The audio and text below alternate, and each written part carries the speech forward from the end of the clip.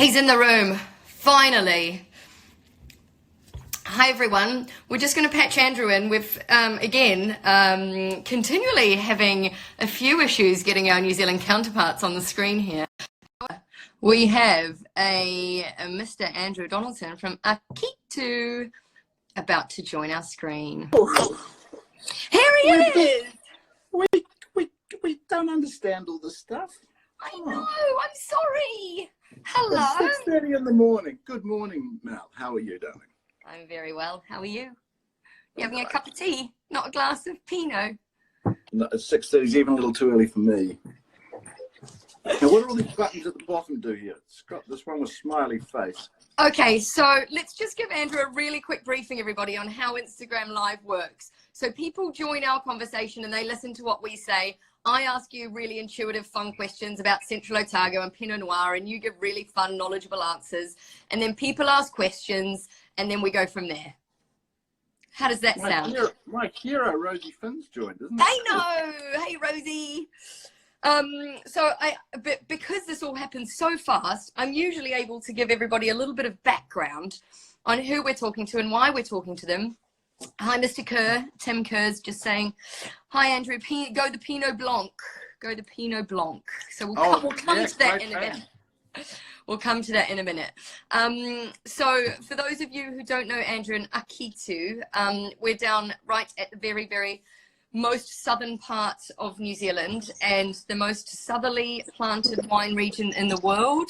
You still claim that title, don't you, Andrew? Well, I don't, but the region does. Yeah, the 45th parallel runs right through Logan. So the 45th parallel is the last sort of mainstream commercial region. Although there are plantings, I understand, in South America which are further south now. Oh, really? Maybe Wikipedia needs to update their information then.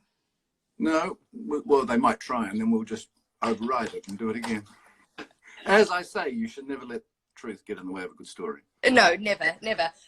So based down the very south of New Zealand, in a little place called Central Otago, there's varying degrees of very different subregions we see from Central, but one thing that I absolutely adore of Central, outside of obviously the most exceptional humans that I know being from Central and some of the most amazing wines in the world, is this dramatic landscape that Central Otago has, and the terroir and the spirit in the deep dark south is something that is truly to be behold. So tell us a little bit about the terroir and your home of Akitu. Wow, it's going to take a while. It don't take too long though. No, look, it is very dramatic. And the reason it's dramatic is because it's right in against the Southern Alps. So the South Island of New Zealand, which is about 1,000 kilometers long, basically is defined by a very high mountain range which runs right down the spine of the island. So on the west side, which is where we get all our weather from, so think northwest delivers wet rain, southwest delivers cold rain. It all just delivers rain. That comes in across the Tasman, hits the mountains, goes up, condenses, rains like crazy on the west side. But on the east side, where we are, and what's defined Central Otago, is that we're in this big rain shadow that's established by these Alps, which are high. They're 11,000, 12,000 feet high. So Central Otago, although it's the furthest south, has probably the most continental climate in New Zealand. It's the least affected by the maritime climate that defines pretty much all of the other regions. If you were to go up where Rosie is, up in Melbourne, for example, they have a much more maritime kind of situation, although they're warmer. So we tend to be able to get right, really, because we get these very established, very set weather patterns, particularly sort of in the late summer, early autumn, which is very helpful. But it's an extremely marginal place to grow. Great. What are you laughing at? You. The altitude between, say, Marlborough and Nelson compared to Central, I don't know that. Do you know what the difference in? You mean how many kilometers it is different? Yeah, how far it is. It's probably 600 kilometers, okay. 700 kilometers between the two, north-south. Yeah. But Nelson, Marlborough being right on the coast, and without the protection of those mountains, has a dramatically different weather pattern than we have. And Central Otago is further inland, so it doesn't have kind of the coastal influence Yeah. that kind of Marlborough and Nelson have, which are... Yeah, so there isn't anywhere in New Zealand that's further than about 45 miles from the sea, which is an extraordinary statistic. But Central Otago, whilst it's also the most continental of climates, it's also Cromwell is the place in New Zealand that is furthest from the sea of anywhere. So, oh, is it? I didn't realise that. So the most inland. Yes, it's the most inland. So basically, you go anywhere in New Zealand, you put a point on the map, and you get a compass, swivel it around. You won't get past about 45 miles. Amazing. So nowhere in New Zealand is particularly far from the sea. And where's our little Akitu patch of land in Central Otago? Give us a little bit of perspective. So Central is it covers quite a big area, but there are really, now there's about 6 subregions of Central Otago, which is a topic of hot conversation over the last couple of years. And has there only ever been 5? Is there one more that's just been? Yeah, they argue about it. You know, it's. Okay. So you're not getting involved in the sub-regional arguments? Yes, I am involved in the sub-regional argument. Okay. I like the discussion. I think it's interesting. I just find it difficult to. Well, our sub-region, Wanaka, for example, only has 3 vineyards in it. It has us, it has Ripon, and it has Maud. So and those 3 wines, as you well know, those 3 Pinots are made in 3 pretty different styles. So if there is some sub-regionality, if there is some commonality amongst those 3 wines, which actually, for the first time ever in January, Nick and Dan and Sarah Kate and myself did a tasting together at the celebration. And actually, although we thought that there was going to be no commonality, a lot of people did find a commonality, which is kind of interesting. And perhaps there is, but. So just to give everyone a little bit of perspective as well, it's not like your neighbouring properties, these 3 vineyards. I mean, there's what, 10, 20 kilometres between and that's the whole point. So whilst Central Otago probably it has these 6 subregions, in some subregions they are contiguously planted areas. Like if you go down the Cromwell Road, and you go through Akarua's vineyards, Mount Edward's vineyards, Amblesfield's vineyards, and they're all back to back, and they're all just boom, boom, boom, boom, boom. So the terroir and the weather is very, very similar. If you come up to where we are, Wanaka, which is the next sub-region up, a little bit further north, a little bit closer to the mountains, Nick at Ripon is probably, as the crow flies, 5 kilometres from me. Okay. Dan and Sarah Kate out in the Manga Weka is probably, in the Mangatua is probably 8 kilometres as the crow flies. And the distance from the Alps to where you are dramatically affects rainfall. So we get here about 630 millimetres of rain a year. Nick, who is closer to the mountains, would probably get 750. Wow. And as you go down to Cromwell, that number will drop to in the 500s. And if you get down to Alexandra, which is the sort of the most southerly, driest and the most southerly, you're probably down well into the 400s. Amazing. So I didn't realise there was such a substantial difference. Yeah. So, and Wanaka also is characterised by the fact that it has this very large lake in it. And that lake, 35 miles long and very deep in places, is quite a temperature moderator as well. So Wanaka sort of is characterized by having this slightly more temperate, slightly wetter, and slightly more balanced weather profile than some of the more arid areas and hotter areas, which are further down south. So there are 6 sub-regions of Central, but some of them, us being one of them, are very small. You know, literally 3 vineyards. So when you talk about the commonalities, you just mentioned you did a tasting with Maud and Ripon and yourself, all from Wanaka. Bearing in mind these vineyards are kind of 5-10 kilometres away from each other, and are the only vineyards within Wanaka, or is there anyone else? Yeah, there's a couple. There's Sandy Hazeldine, who sort of started right at the beginning, who's a hilarious local guy who has about 2 or 3 hectares. He makes some lovely wine. Yeah. And there's another one started by some English folk, actually, that are sort of halfway between me and Nick, called amazing. Aitken's Folly. And whether it calls their vineyard a folly, I think, is kind of probably missed the point. But anyway, getting back to the commonalities of the wines, we're doing some comparisons, because I'm eager to know what the commonalities of these 3 vineyards are from Wanaka. I would like to say a lightness of touch, but that's not quite true. When you do sort of 100% whole bunch, which some of us make. I think acid defines what we do up here, and I think that we all share a commonality of very interesting acid profiles, and also sort of like a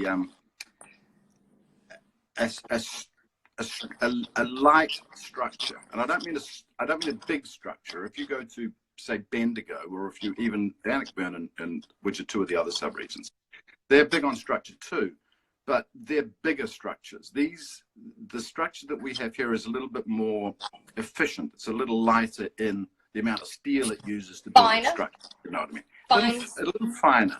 Yeah. Lovely. So just to clarify for everyone, because I know we keep flying around the word subregion, so just to give everyone some perspective, please can you tell us the 6 subregions of Central Otago?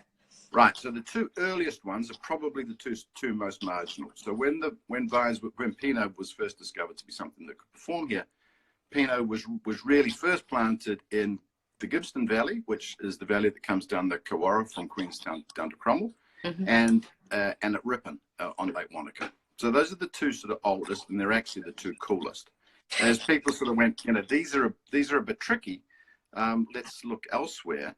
They really discovered, pretty much the mother lode, which is Bannockburn. So Bannockburn is really split into 2 parts. It's all on one road, but it's on 2 roads. So down to the south, there's Cornish Point and Akarua and those sorts of Carrick and those sorts of names. And on Felton Road, which is the much more well-known road, it's really cheek to jowl pretty much. Terra Sancta, Mount Difficulty. Sam Neal has one of his vineyards there. 2 paddocks. Yeah, and of course Felton Road itself. So Felton Road was planted by a guy called Stuart Elms, which is why there's an elm tree on the Felton Road label, and why the original vineyard there is called the Elms Vineyard. And they were really the 3rd plantings in Central. So Stuart turned up from Dunedin and saw what Nick's father was doing and Alan Brady were doing in Gibbston and Wanaka, and planted those vineyards. Amazing. So, and Bannockburn is kind of the center. And if you wanted sort of like a generic, it's probably medium in terms of temperature, medium in terms of rain, and it sits kind of pretty much in the center. Now, a little bit north from there, so on the road from Bannockburn to Wanaka, is what's called the Cromwell Road, which I think they now call a variety of different things, which they can't agree on, which is either Pisa or Lowburn or something like that. And there's some fabulous vineyards up there. So Burn Cottage is there, isn't it? Burn Cottage is at the southern part of that. Burn Cottage, Orem, Rewa, and the big guys, Amersfield, Akarua, they have a lot of vineyards along that road as well. So they're quite big. I've got a question here. What was the land used for before those guys turned up? So what was on the land? Okay, so all of Central Otago, if you ask me, all of Central Otago is really defined by one thing, which is the Clutha River. So the very, very biggest river in New Zealand, not the longest, biggest river in New Zealand, starts from Lake Wanaka at the outlet, runs all the way down through Central Otago and spits itself out about Clutha. Otago, all founded by Scots, 1860s, 1870s. 3 major gold rushes in Central Otago. The first was a gold rush, which is the late 1860s. And that gold rush was the 2nd biggest gold strike outside the Klondike ever anywhere in the world. Huge amount of gold. So the first gold strike, the first big business in this part of the world, which was why Otago became the wealthiest part of New Zealand, was the gold strike of the 1860s. The second gold rush was stone fruit. So the horticultural industry started after the war and was an amazing producer of stone fruit. We have very, very clear air down here, very pristine air, lovely clean water. Very pure. And very bright sunshine. So peaches, plums, nectarines, apples, cherries, all of these were some of the best in the world. The Queen actually, I understand, still gets her nectarines from the Cromwell Valley. Which is kind of hilarious, right? But So most of these areas were not up here, not up as far as Wanaka, because it was always regarded as too sort of alpine. But most of these regions were horticultural regions and produced fruit, which is still a very big business here today, particularly cherries and plums.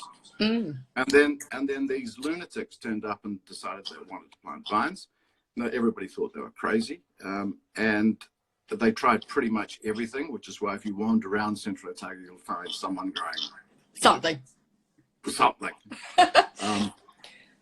tried everything, and in the end, they discovered that the Pinot Noir was started to produce some really sensational, very exciting characteristics, both in terms of fruit profile, but also the ability to hang on. So Pinot is the most problematic of varietals, but it is one of the most interesting. But the trick is that you have to have a long, late ripening profile. So this is something that really needs to hang around on the vine a long time to develop its full characteristics.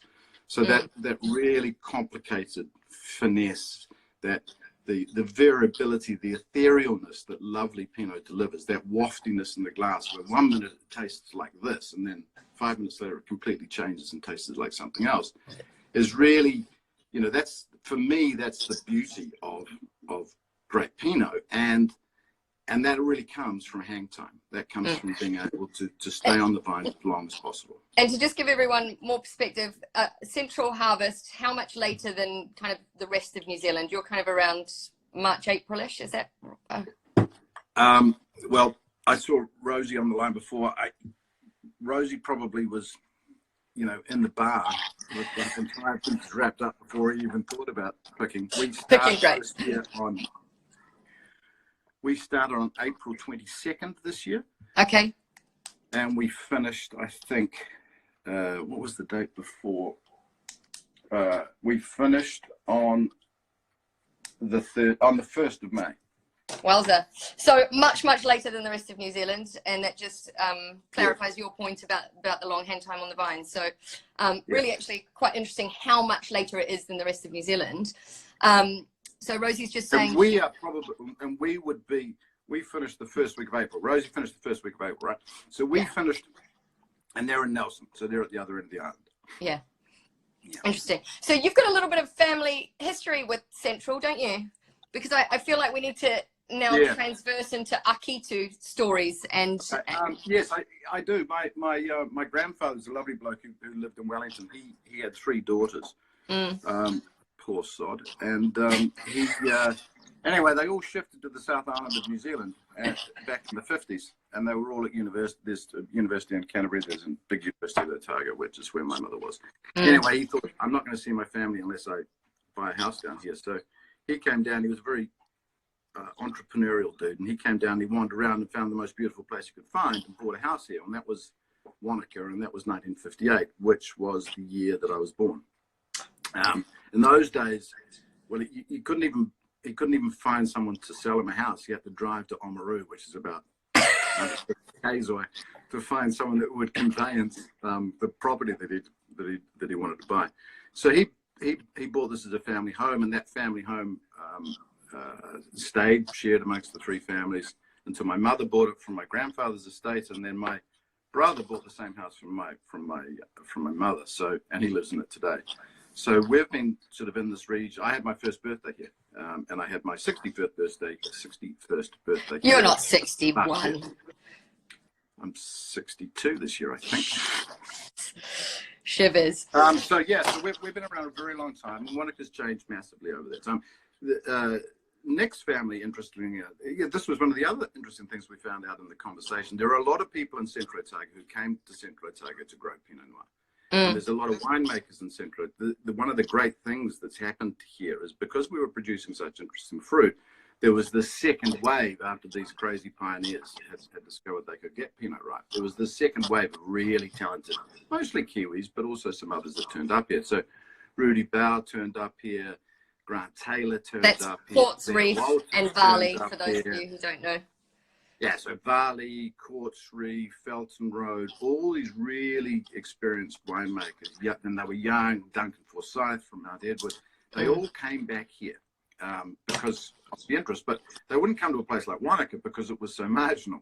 And so one of the things that we discovered when we were doing our little Wanaka tasting was Nick's family. Well, they've been here longer than we have. They've been here since for more than 100 years, I think. Yeah. And Dan and Sarah Kate Deneen,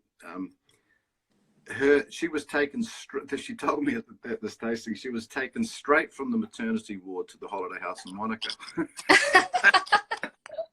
So really, all three of us that have got sort of the bigger vineyards here, all three of us have got long established histories with the history and connection. And I like to say that Pinot Noir didn't bring me to Central Otago. Central Otago brought me to Pinot Noir. Central Otago gave me the excuse. Sorry, Pinot Noir gave me the excuse to be able to come back and live in what is, for me, my most favorite part of the world. So it wasn't the other way around. And if you couldn't grow Pinot Noir in Wanaka, I probably wouldn't be making Pinot Noir. It was only that, in Wanaka there was sort of sheep farming, which I don't like sheep much. There was hospitality industry, and I've become, as Mel will tell you, much more of a service taker rather than a service provider. And then all of a sudden, Pinot turned up, and I thought, well, let's give it a go. Let's give this a crack, and that's kind of how it happened. And, so Akitu means Akitu means Akitu means the apex, the highest point, the summit in Maori. Not modern Maori, so it's not something that's commonly used today, but in old Maori it means. And so you're referring to the apex or the highest point of which mountain? A mountain that we would call Mount Aspiring, which is sort of the principal mountain of the Fiordland, of the Mount Aspiring National Park, obviously, and also the broader fjord, sort of south of New Zealand region. Lovely. And I don't know the Maori name Nick does. What's that? I don't know the Maori name Nick does. Okay, we'll save that answer. We'll save that question for Nick when we talk to Nick one day. So Pinot Noir, is that the only grape you grow? 41,000 plants, 6 different clones on about 12 hectares of land, producing optimal season about 54 tons of fruit a year. So we've got a variety of wines in Andrew's collection. You've got A1, A2, and have I seen some rosé or some white wine coming to our shores as well, Andrew? Yep, some people think it's rosé. It's not rosé. It's a thing called Pinot Noir Blanc. So what is it? It is white wine made from red grapes. Is it like the Felton Road Vin Gris? It is exactly like the Felton Road Vin Gris, which they haven't made since 14, I don't think. They only make that occasionally. Okay. So basically what it is that you identify an area of fruit that you want to try to do this with. You pick it early. So we picked this a couple of weeks before our main pick. So you've still got high acids, but you've still got some nice sugars and some nice flavors developed, but you're certainly not at 23 bricks, which is kind of a measure of the sugar in the grapes. So you pick it early, you pick it on a very cold morning, first thing in the morning, and in tiny parcels so that the bunches aren't putting pressure on each other. You whisk it straight into the winery and you do a very soft press on it, and you take that juice immediately off. So away no skin contact at all, which is where all the color pickup comes from in red wine. And then from then on, you make it essentially as white wine. So in temperature controlled stainless steel, and then we do a couple little things later on. We actually do put it into some of it into old oak, and we leave it on its lees a little bit. But it's a zero contact red wine, which comes out as a white wine. So it comes out. Well, yeah. So we've got a question here, or we've got someone saying they can't wait to try it, and we've also had someone ask what Akitu wines they should be drinking right now. So up here in the UK, and I know we've got people all over the world watching right now, but we have A1 and A2 up here, don't we, Andrew? Yep. And do we have the Blanc up here, or? It should have landed. It should have landed. So yeah. Hopefully on Specialist Sellers website within a matter of minutes. One would hope so. I'll get on to Kira and see if it's cleared customs. But it's very much a summer wine. It's a fascinating wine. You pour it for people, even people that know what they're talking about, which is certainly not me, and they just stop and they turn around and look at you and go, what is that? We've got another question here. Any batonnage on the Blanc de Noir? Batonnage on the Blanc de Pass. Don't worry about that question. What is batonnage? Batonnage is when you stir, no? I don't know. Yeah, I think it's stirring. Thanks, Mark. That's our mate Mark, who always asks very talented and smart questions. He does. Hello, we'll get Mark. back to you on that, Mark, when we've managed to refer to our people. What's that? No, he doesn't. I've just got the tasting notes that PJ's written here. Oh, okay. He doesn't mention batonnage. Batonnage. Cold settling. It's got that. Okay, so earlier you referenced whole bunch. Let's talk about whole bunch. Whole bunch. Whole bunch. Let's talk about that. I might even get Mark on this one. Right. What I discovered, why is whole bunch so important? So basically, when we make these wines, A1, which was the first one we made, we didn't call it A1 in those days. We just called it Akitu. But then we made another blend the following year, which is the white label, or A2. This one, people say, what is the difference between these wines? And I would say three things. The first one and the most important one is the selection of clones within the vineyard at the time that we go to make the wine. So this has a much more unique selection of clones, and often this is 60 or 70% one clone from one block. This is much more a sample of the entire vineyard. So this is probably 5 of our 6 clones. The second most important difference is the amount of whole bunch we use. So this has up to about 40% whole bunch, and the white label has half of that, about 20. So what is whole bunch all about, right? So we no longer crush berries when we make our red wines.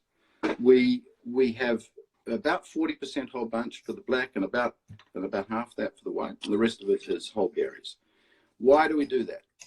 There are some anthracines in Pinot Noir varietals that are carried on the stems rather than on the berries. So if you can get your lignification, the development of your vines, and to come all the way down the stems and right into the bunch, there are some very interesting flavor profiles which are carried on those stems, not carried on the berries, which means that if you actually toss them into the ferment, you're going to pick up those flavor profiles that otherwise wouldn't be present. Also, a whole bunch is going to give you quite a lot more structure, quite a lot more tannin profile. So whole bunch has become really big here. And there are plenty of wines here that are 100% whole bunch. Literally, cut bunches straight into the fermenter and away you go. I've just got a comment here from Alessandro, Smarty Pants. Akitu are all more Givry Chambotanish or Pomadish in style, structured and firmer than the more classic Central Otago producers. Is that location or approach in terms of winemaking? I would take difference a part of that conversation. I think that we can often produce wines that are much finer and much lighter in structure than a lot of Central Otago Pinots. The better of the Central Otago Pinots. I think what he's probably looking at is the generic profile of perhaps the more commercial Pinots are much more of a fruit story than a structure story. But if you look at the better producers, we're really searching for much more than fruit. So this is a very fruit-forward profile. This is a very, very, like someone said, what should you be drinking? It's very difficult not to drink this, as Mel can attest. Well, the A2 is one of my go-to Pinots, and it just has so much style and personality to it. That's why I love that wine so much. Yeah, and you're going to hate this. It's bright, and it's approachable, and it's a little bit flashy. It's sort of... It's just sexy, isn't it? This is a little bit more like a Chanel suit, but this is very Dolce and Gabbana. It's got attitude. It likes partying on a Thursday night, yeah. Who doesn't like partying on a Thursday night? Getting back to the wine. So you mentioned before there was a reference to Pinot Noir from Central being fruit forward, or particularly the A2. I mean, I know when we talk about Central Otago and the stylistic differences throughout New Zealand, Central Otago is always referred to as the fruit forward style Pinot from that region. Do you agree? Oh, absolutely. And I think that when those young winemakers turned up, that they'd never tasted the brightness and the liveliness and it's like, oh my God, of this fruit. It was a little bit, that's what everybody wanted to discover that. So the first sort of the much better Pinots that started to come out were these big fruit stories. They're like, holy shit, look what's in this bottle. And then everybody got a little bit like sort of Buttery Chardonnays, or a little bit like some of those biggest fresh Australian Chardonnays. Everyone got, do I have to drink another glass of that? And so everybody started to calm down, which is much more of sort of the Central Otago Pinot 3.0. There were the pioneers, then there were the fruit guys that were all working together and making really quite similar wines in many respects. And then they sort of went, hang on. And then they got much more restrained, got way more sophisticated, and really wanted to discover much more about those other dimensions of tannins and acids than simply the fruit stuff. So one thing we haven't touched on is oak. Yeah. You want to move past that, or should we hang out around the oak story for a bit? Because no, we're not.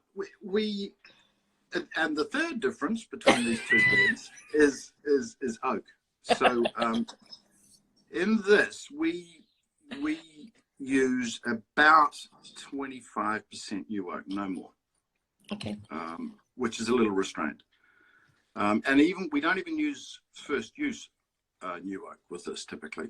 They're always using older oak for more subtle integration. Older new oak. So you can call oak new for the first three uses, and we tend to use only third use new oak when we make that, because all those vanilla bits and some of that astringency is kind of gone. The bits. This we would use half of that. So sometimes we won't even use 10% new oak on the insert. So we're not big users of oak. Have you noticed a trend in people reducing the amount of oak, or particularly reducing the amount of new oak they use from Central Otago?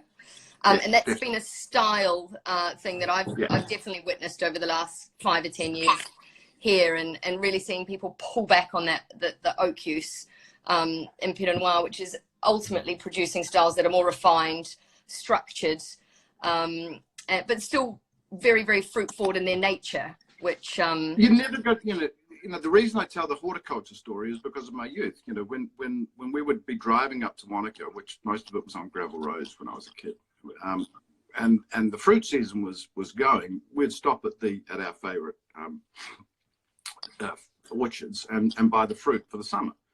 And we'd all be, the three kids in the back of this car would all be dying to try the fruit. And Mum would get us to put our elbows together. So you'd have to put your elbows together, and she'd put a little table napkin on your lap as we drove up. And the reason for that was the drips of the juiciness of the fruit were going to go down your arms and off your elbows onto your lap, rather than all over the car. You cannot deny the succulence and the juiciness of well-grown Central Otago fruit, and we never would, and nobody here ever would. But it's like having sort of a very, very loud person in the room and you can't hear everything else.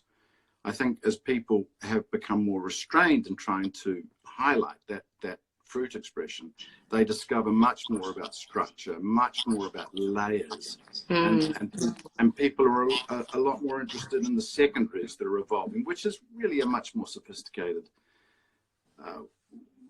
dimension in which to view Pinot Noir. If you go and look at those fabulous old Burgundies, they're not really about fruit. In fact, I would say most of them, many of them, less is more. And it's much more about those other complexities that Pinot Noir can actually produce. So it's, everybody loves those fruit stories from time to time, but again, it's a little bit like those buttery Chardonnays. You only want a glass or two, and then you'll shift it to the side. Speaking of Chardonnay, it's Chardonnay day. Funny, we're talking about Pinot. Moving on. And if anything, and there's some, and you know, someone was talking about, you know, there's nothing exciting happening in Central Otago anymore. Like I was, Who said that? You be here for a season, man. It's pretty bloody, pretty bloody exciting when the snow's on the mountains and you're sort of like 3 weeks away from picking. It's a little exciting. It's a bit but there are some very exciting things. I mean, this is exciting. This is really, really exciting. So tell us the next most exciting thing about Akitu, and then the next most exciting thing about Central Otago as a region.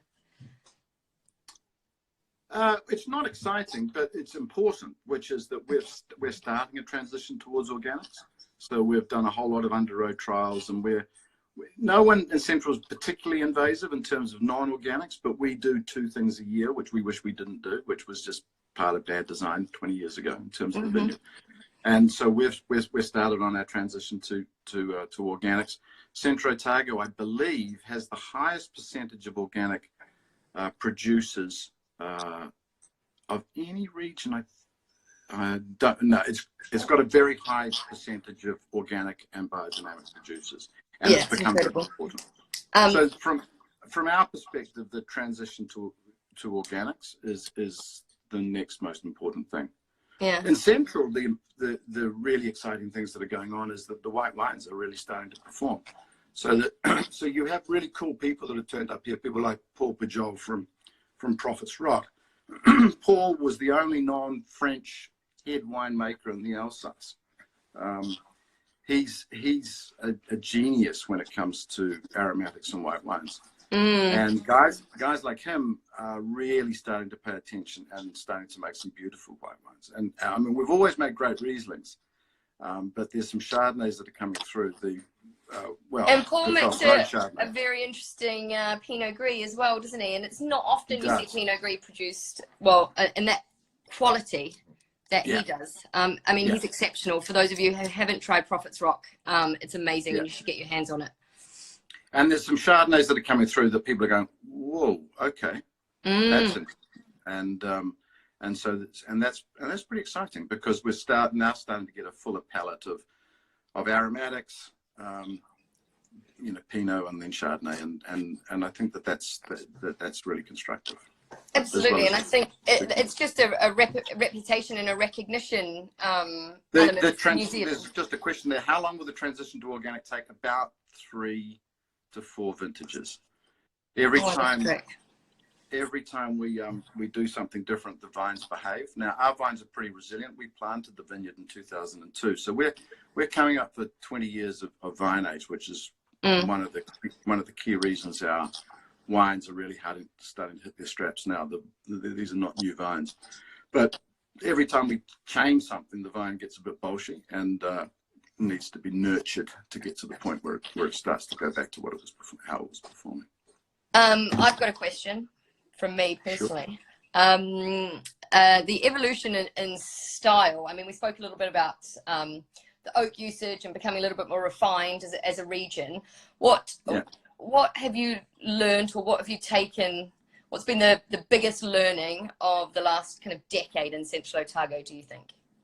Leave it alone. That is... Get comfortable. You know, it's like when we built the business plan here, we thought that we would have 1 in 5 vintages that would be a complete failure. We've never had a complete How did you write a business plan thinking that 1 in 5? It was complete. The business plan's hilarious anyway, because it's got, you know, it's not reality. And that was because we were such a marginal site. But that margin, that edginess, that marginality comes through in the wine. And what it really, you don't really understand until you walk across the site. Now, you have walked across the site. Now, it's a pretty extreme place to grow wine. And if you go to some of the other places in Central, they're equally extreme. But that the knowledge that we now have, 18 years in the ground, is that if we've done things correct in terms of crop management, in terms of crop load, and if we've looked at the weather correctly, we will probably get right in time. And I think this vintage was a classic example of this. This vintage was a real shit show. I mean, it was just flowering and fruits here. It was awful, which meant we were sort of instantly depressed because we knew in December we were going to have a small crop. High degree of variability. The summer never really got hot enough. So you were pretty much the only region in New Zealand for 2020 that hasn't had a good vintage this year. Then we ended up with a late autumn, with a March and an April, which was sensational weather, just what was needed. So we were pretty nervous. We'd achieved the sugars that we'd wanted to achieve, but the acids were just really, really high, and they just would not drop. And you need warm nights to get acids to drop. And we were like, this is pretty bloody grim, because they were really hard, high acid. And then this last 10 days, the acids just collapsed. Wow. And we finished picking on the Friday. We finished picking on the Friday because it was the first of the big southerlies was coming through on the weekend, which is a lot of rain, cold weather, wind, horrible. And there was going to be no ripening at that point. And the canopy was already sort of 3/4 like, it's winter. And we got the fruit off. And we were saying in the vineyard, we were going, this fruit doesn't taste that bad. And we got to the winery, and the winery guys called up and just said, oh my God, this is gorgeous. Oh, amazing. So, that's a happy ending, isn't it? So, and we like happy endings, and the point that I'm making is that leave it alone is kind of the call. You just have to be confident enough and have enough knowledge of vintages to go, we'll probably get there, and we did this year. So and that only comes with wisdom and experience, right? Yeah, and like it'll be all right. We'll get there. Now, one year we won't. One year we won't. We'll go. Okay. Well, there were some vineyards that didn't pick this year. Oh, really? Wow. Yeah. And what regions were they in?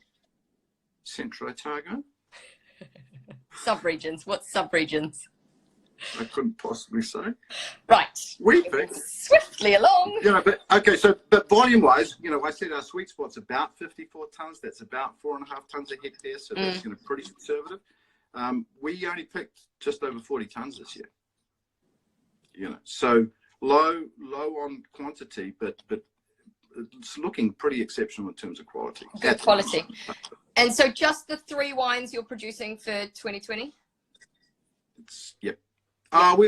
We often take if we find a couple of wacky barrels in the classification, we save them for some special reserves, which we haven't released yet, but you're keeping them under wraps for now. Yeah, but we won't know that until January. So we make our wines now. We ferment them by block, by clone, typically. Although this year there's a little bit of mixing of clones in the ferment, and then that's May, and then they get put off into oak and stay there until the next time we look at them at January. Where we do the barrel classification and the blends, so we decide what goes into A1 and what goes into A2. They stay in barrel until about the end of March when we actually assemble the blends and where they go. So we're about 2 months. Wonderful. Well, thank you very much for sparing some of your time this evening, Mr. Donaldson. I think I've learned a few little bits and bobs along the way too, so it's been nice to see your face. It's been lovely to see your face. And someone down here is saying, I'm still on has the 2015 in her midst, I think. So that's interesting. Well, the 2015 is another fascinating vintage. So thank you, Edward. Lovely, Mark. You can keep your questions to yourself, big guy. But yeah, keep your batonage to yourself, Mark. The 15s are what you should be drinking right now. Everybody in this part of the world hated the 15s. Everybody in northern climes, the UK and Europe, loved the 15s because they were very light of touch and were quite complex. And if you have some 15s is the wine you should be drinking now. It really doesn't stall. Briefly summarize the 15 vintage in terms of weather patterns and climate, just so we've got some. Not hot enough. Just never got hot enough. Mark saying, Andrew, what a man does with his baton is his own affair. Right, on that lovely note, I'm going to love you and leave you, Andrew, and all the wonderful talk about people. The age, 10 years it's still drinking. Right. Yes. So, When we started putting out our tasting notes, we kept putting 5 to 6 years on our tasting notes for our A1, and even shorter than that for our A2 for the white label. What we've discovered is that as we're still, because every time we go to make wines, we taste everything that we've ever made before as a sort of like, okay, so this is the range of product that and every year is different. And certainly the 13s and 14s, which were sort of our second and third vintages, quite different vintages, but they're still incredibly smart and fresh, but they're really starting to come through in terms of those secondaries and even tertiaries turning up. So we're becoming a little less conservative in terms of our aging advice, and certainly I think that in our A1 range, the better vintages, 16, 14, 17, these are going to keep a long time, I think. And that comes back to this vine age that your vines are slowly developing as well, which is a very important element for aging as well, isn't it? It is. I mean, the white label, I don't think anybody ages that. They just drink it. I think that's designed to be drunk quickly. It is. When I wrote the specification, I gave it to PJ, and he read it, and he turned around and said, you mean smashable. I love that reference to wine. I just want something I can smash. Yeah, well, what I said, as people would have worked out, I'm no wine technician. I'm certainly no great palate. Well, I'm not a particularly discerning palate. You are. And what I said to PJ, I said, PJ, I want us to make a wine that you don't need to write about and people don't need to talk about. They just need to pass their glass back and say, give me another glass of that. Yeah. And this is why this works so well on the entree, because this by the glass just rips. Yeah. And because people just go, oh, give me another glass of that. And that's kind of what I wanted. I didn't want a wine that people, taste the blueberries and that. It's not what I was trying to make. Not a massive wine tasting note with every word and descriptor this side of the planet. You just wanted a smashable glass, right? I just wanted a glass that and because it's like, we can get a little bit too serious about all these things. And frankly, it's just a drink. Well, thank you for not being so serious about this. Thank you for making exceptionally serious wine. Hey, come visit. I've had 7 weeks living by myself on a hillside. Anybody's welcome to visit. If I could come down and visit you and run away from what's happening up here, we would. But sadly, we're going to truck on. Everybody is welcome. So thank you very much. Thank you for producing amazing wines. Available on specialist sellers. And we'll look into getting the Blanc live as soon as we can. So watch this space and watch our socials. Thank you, everybody. Chat to you soon, Andrew. Everybody. Kia kaha.